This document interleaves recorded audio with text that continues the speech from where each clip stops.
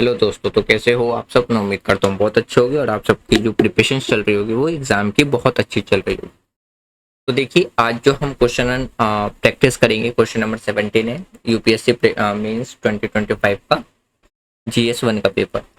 तो आज जो हम क्वेश्चन डिस्कस करेंगे वो थोड़े अलग पैटर्न में डिस्कस करेंगे। जैसे हर बार मैंने लास्ट वीडियो में आपको आंसर लिख के दिए स्क्रीन पे रखा था, तब आपको आंसर एक्सप्लेन किया था कि हम इस क्वेश्चन में जो पूछा था वो हम क्या क्या पॉइंट्स मेंशन कर सकते हैं।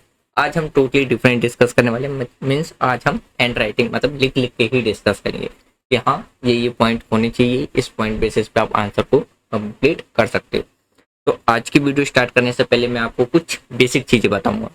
अब बेसिक चीजें का मतलब क्या है कि क्वेश्चन का सोर्स क्या है, सब्जेक्ट क्या है और क्वेश्चन का मीनिंग क्या है।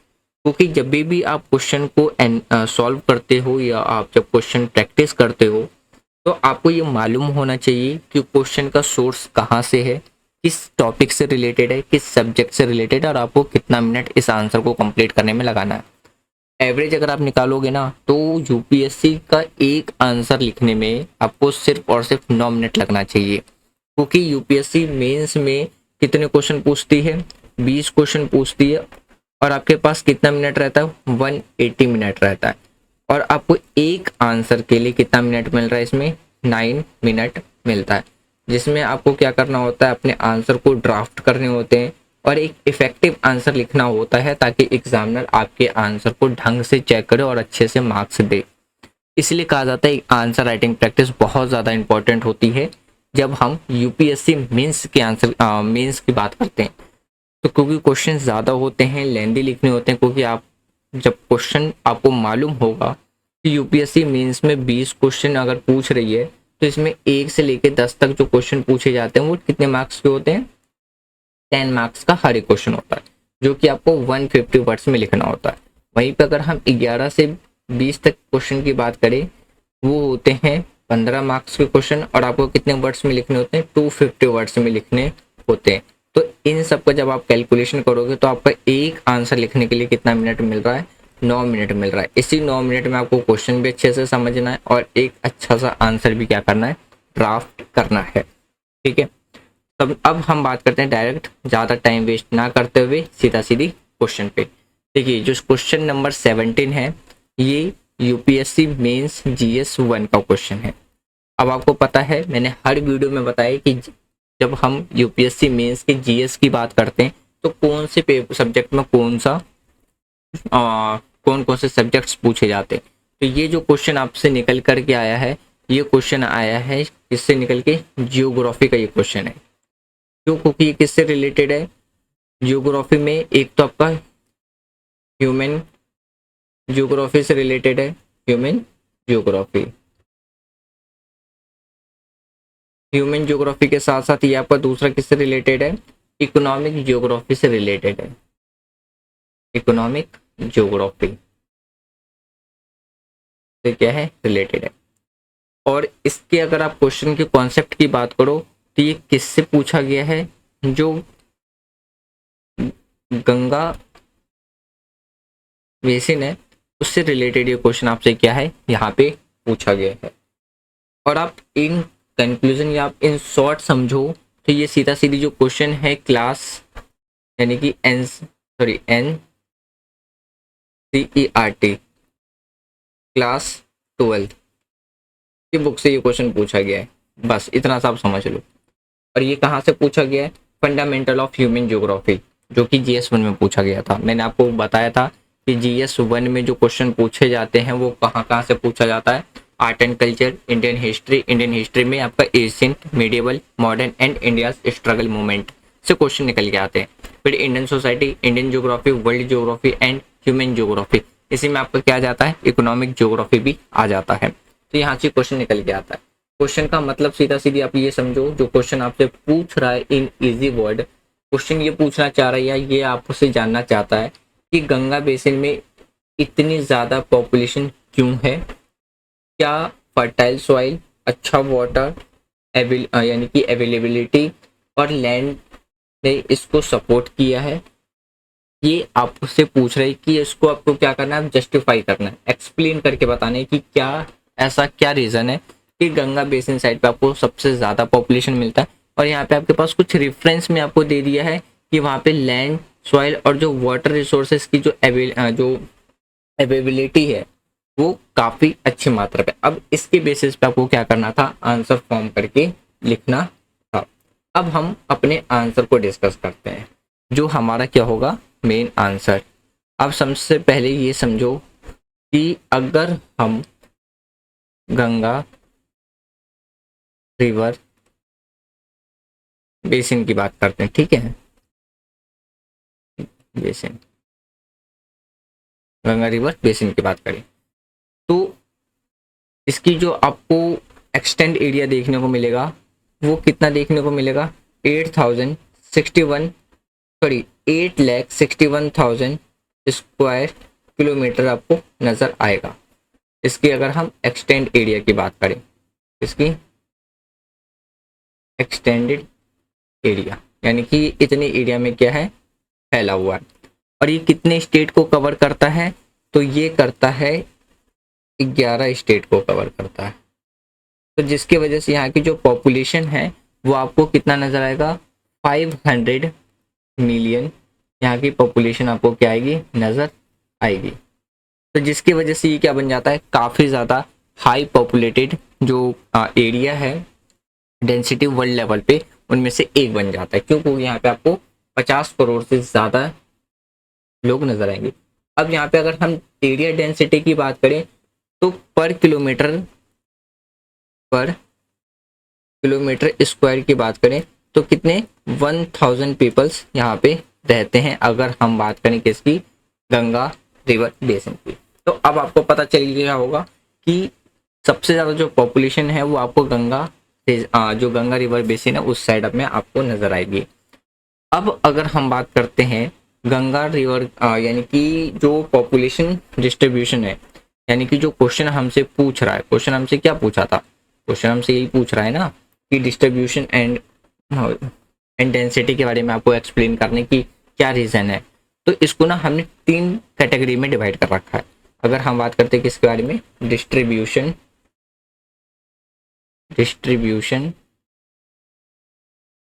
And density. इसके बेसिस पे अगर हम बात करें तो हमने गंगा बेसिन को कितने पार्ट में डिवाइड कर रखा है, 3 पार्ट्स में क्या कर रखा है, डिवाइड कर रखा है। पहला जो है हमारा वो आता है अपर गंगा बेसिन, दूसरा आता है हमारे पास मिडिल गंगा बेसिन, और तीसरा आता है हमारे पास लोअर गंगा बेसिन। तो इस बेसिस पे हमने क्या कर रखा है, पॉपुलेशन डिस्ट्रीब्यूशन एंड डेंसिटी हमने डिवाइड कर रखा है। अब हम एक एक करके समझते हैं, upper Ganga basin, middle Ganga basin and lower Ganga basin. सबसे पहले आता है हमारे पास कौन सा, अपर गंगा बेसिन। अब देखो जब हम अपर गंगा बेसिन की बात करते हैं तो यहाँ पे आपको पॉपुलेशन थोड़ी सी कम नजर आएगी। क्यों, क्योंकि अपर गंगा बेसिन में जो स्टेट आती हैं वो आपको कौन कौन से स्टेट देखने को मिलेगा, उत्तराखंड और हिमाचल प्रदेश।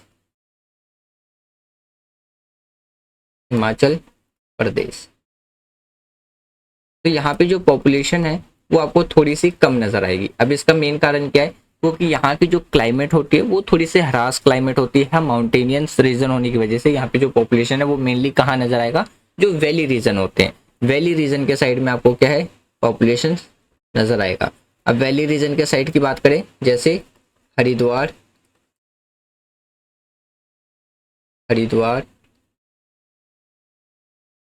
और देहरादून एक्सेट्रा,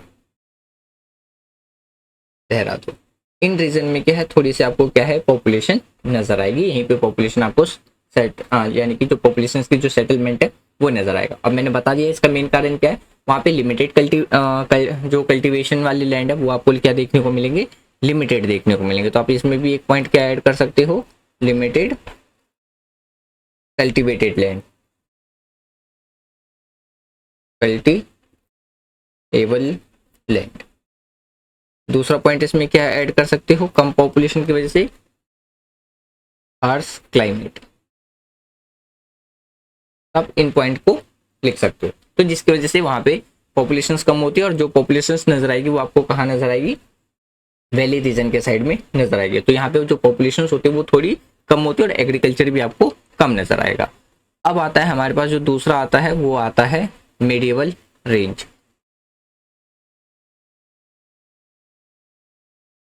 मेडिएवल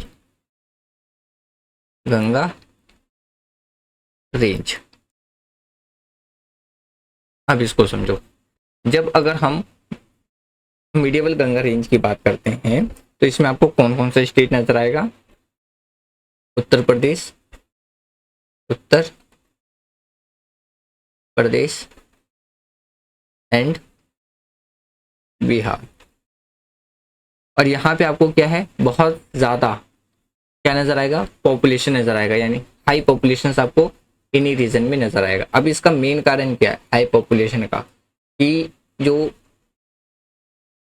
बिहार और उत्तर प्रदेश वाला जो रीजन है, यानी कि जो हमारा मिडिल गंगा रेंज बेसिन की बात करते हैं, या आप यहाँ पे ना बेसिन कर लो इसको, बेसिन। तो इसका मेन कारण क्या है, इसका जो मेन कारण है वो आप इसमें क्या क्या ऐड कर सकते हो। सबसे पहले नजर आएगा high fertile soil, fertile soil. दूसरा रीजन आएगा प्लेन एरिया, प्लेन एरिया, ठीक है। फिर आप इसमें और कौन से पॉइंट्स को ऐड कर सकते हो, इसमें जो आपका पॉइंट आएगा वो आएगा कि एक्सटेंसिव प्लेन लैंड यहाँ पे आए, एक्सटेंसिव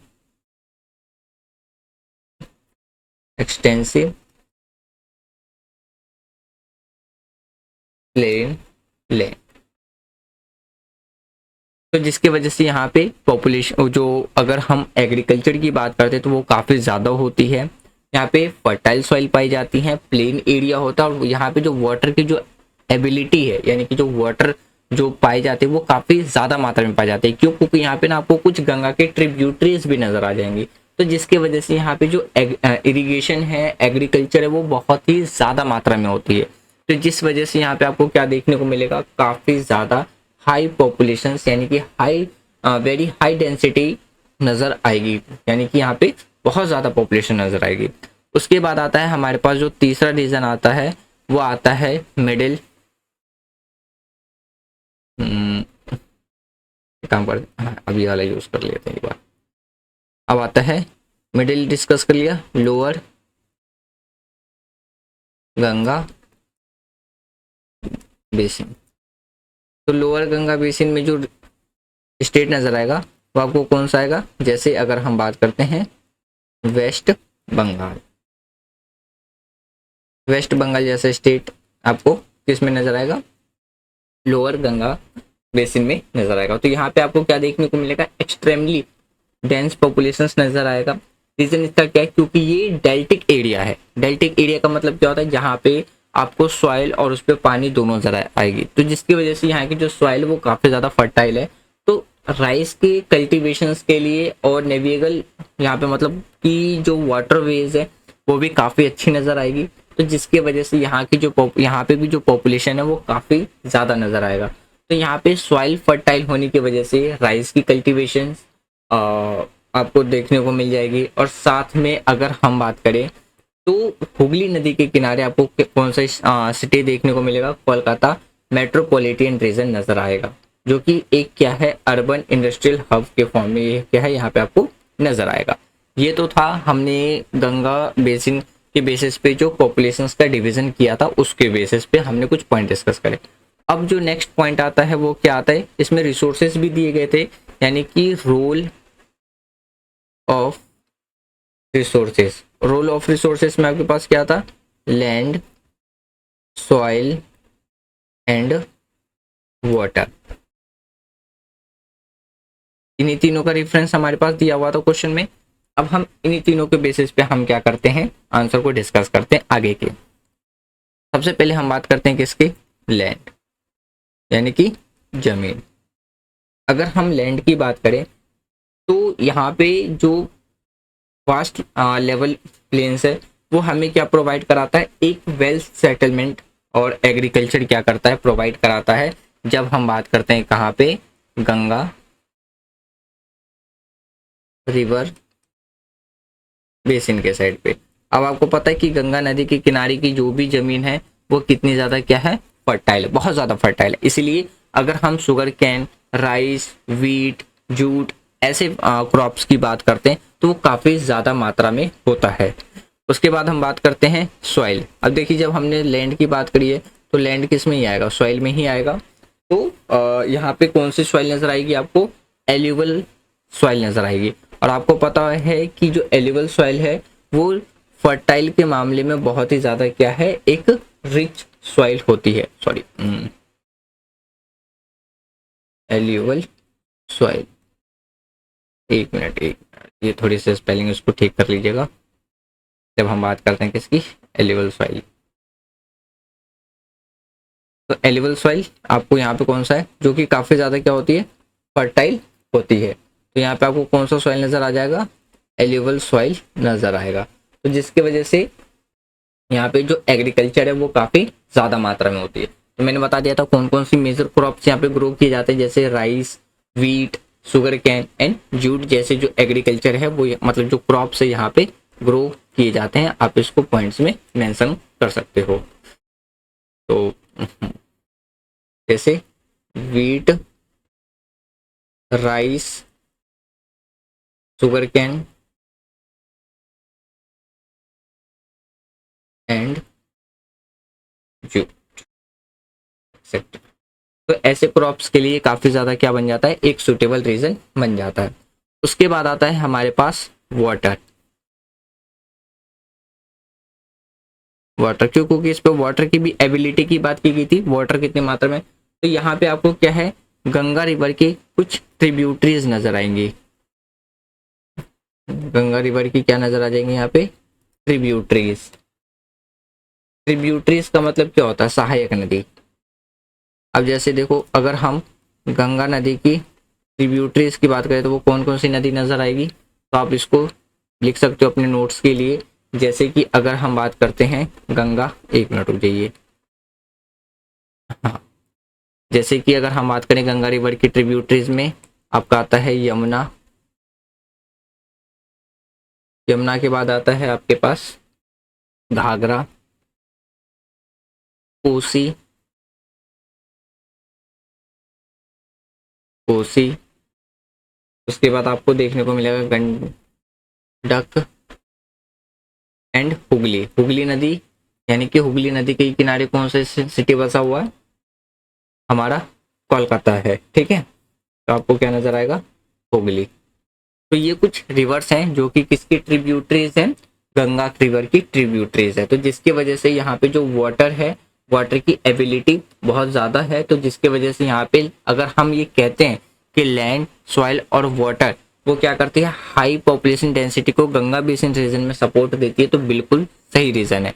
तो क्योंकि इन्हीं की वजह से यहाँ पे क्या देखने को मिलेगा, आपको काफ़ी ज़्यादा हाई पॉपुलेशन देखने को मिलेगा। अब फटाफट रिकॉल करते हैं अपने आंसर को। देखो गंगा बेसिन की बात करें तो 8,61,000 किलोमीटर पर एरिया में ये फैला हुआ है और जो 11 स्टेट को कवर करता है, जिसमें से 500 मिलियन पीपल यहाँ पे क्या है, मिलियन से ज़्यादा लोग यहाँ पे रहते हैं, काफ़ी हाई डेंसिटी में। तो अगर हमने पॉपुलेशन डिस्ट्रीब्यूशन की बेसिस पे बात करी तो 3 रीजन में हमने डिवाइड कर दिया। अपर गंगा बेसिन जिसमें उत्तराखंड और हिमाचल प्रदेश आता है, दूसरा आता है मिडिल गंगा बेसिन जिसमें उत्तर प्रदेश और बिहार आता है, तीसरा आता है लोअर गंगा बेसिन जिसमें हमारा वेस्ट बंगाल आता है। तो इस तरीके से हमने इसको क्या कर रखा था, पॉपुलेशन बेसिस पे डिवाइड कर रखा था। अपर गंगा बेसिन की बात करते हैं तो यहाँ पे माउंटेन और थोड़ी सी हार्श क्लाइमेट होने की वजह से जो लोग हैं वो वैली के साइड रहते हैं, जैसे देहरादून और हरिद्वार मैंने बताया। मिडिल गंगा रेंज बेसिन की बात करते हैं तो यहाँ पे हाई पॉपुलेशन नजर आएगा। क्यों, क्योंकि यहाँ पे प्लेन एरिया है और यहाँ पे आपको क्या देखने को मिलेगा, प्लेन एरिया होने के साथ साथ यहाँ पे फर्टाइल एलिवल सॉइल भी पाए जाते हैं, तो जिसकी वजह से यहाँ पे एग्रीकल्चर बहुत अच्छी होती है। तो यहाँ पे वाटर एबिलिटी, फर्टाइल सॉइल होने की वजह से और प्लेन एरिया होने की वजह से काफ़ी ज़्यादा पॉपुलेशन यहाँ पे रहती है। फिर लोअर गंगा बेसिन की बात करते हैं, वेस्ट बंगाल, ये डेल्टा रीजन होने की वजह से यहाँ पे सॉइल और पानी दोनों रिच मात्रा में है, तो जिसकी वजह से राइस और जूट की खेती बहुत अच्छी होती है। फिर यहाँ पे जैसे हुगली नदी के किनारे कौन सी आपको एक सिटी देखने को मिलेगी, कोलकाता मेट्रोपॉलिटन, और एक मेजर अर्बन हब नजर आएगा।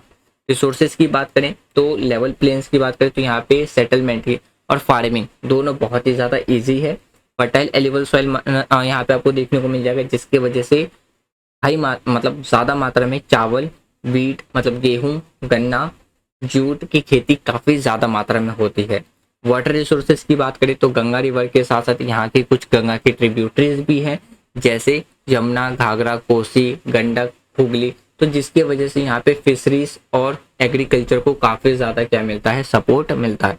कंक्लूजन में हम ये कह सकते हैं कि जो गंगा बेसिन है का फर्टाइल लैंड, रिच सॉइल और जो पेरेनियल वाटर सप्लाई है, जिससे इंडिया के डेमोग्राफिक हार्टलैंड बना दिया है। तो जिसके लिए यहाँ पे हाई डेंसिटी के साथ साथ आपको क्या देखने को मिलेगा, अनएम्प्लॉयमेंट, पॉवर्टी और रिसोर्सेज प्रेशर भी यहाँ पे क्या होता है, क्रिएट होता है। इसीलिए ये ज़रूरी है कि आज के टाइम पे हम क्या करें, एक सस्टेनेबल प्लानिंग के साथ यहाँ पे क्या करें, अपने जो पॉलिसीज़ हैं वो लेकर के और उसको इम्प्लीमेंट करने की यहाँ पे ज़रूरत है। ये सारे आंसर को हम क्या कर सकते थे, इस पॉइंट्स में एक्सप्लेन करके एक अपना ब्यूटीफुल सा आंसर हम लिख सकते थे। तो मिलते हैं अब नेक्स्ट वीडियो में, जिसमें हम क्वेश्चन नंबर 18 डिस्कस करेंगे। आज की वीडियो खत्म करने से पहले एक छोटी सी इन्फॉर्मेशन, देखिए यहाँ पे आपको बहुत सारी चीज़ें ना फ्री ऑफ कॉस्ट मिलने वाली है, मिल रही हैं। जैसे 27 ईयर यूपीएससी प्रीलिम्स के क्वेश्चन आपको नजर आएंगे, जिसमें हमने हिस्ट्री और पॉलिटिकल साइंस कंप्लीट किया है। Free of answer writing, free of cost, यानी कि आपको आंसर राइटिंग प्रैक्टिस मिल जाएगा। प्रीलिम्स के लिए mini blogs like current affairs की शॉर्ट करंट अफेयर्स वीडियो मिल जाएगी। फिर आपको एम लक्ष्मीकांत जो कि हमने पूरी कंप्लीट कर रखी है वो मिल जाएगा। फिर जैसे ही हमारी ये सीरीज कंप्लीट होगी, फिर हम अपना GS 1 से सिलेबस कंप्लीट करना शुरू करेंगे। ये सारी चीज़ें अगर आपको नोट्स के फॉर्म में चाहिए, टेलीग्राम पे चैनल है, टेलीग्राम चैनल ज्वाइन करके फ्री ऑफ कॉस्ट डाउनलोड कर सकते हो। इंस्टाग्राम पे फॉलो कर सकते हो, व्हाट्सअप पे चैनल है, वहाँ से भी आप क्या कर सकते हो, कनेक्ट होकर के ये सारे नोट्स वहाँ से डाउनलोड कर सकते हो। तो ये सारी चीज़ें मेरी तरफ से सब कुछ फ्री ऑफ कॉस्ट है, जिसका 1 रुपये भी चार्ज नहीं है। यदि वीडियो आपको पसंद आ रही हो तो वीडियो को लाइक, शेयर एंड सब्सक्राइब कर सकते हैं। मिलते हैं नेक्स्ट वीडियो में, और कोई भी फीडबैक देना या सजेशन देना कमेंट बॉक्स ओपन है, आप कमेंट बॉक्स में दे सकते हो।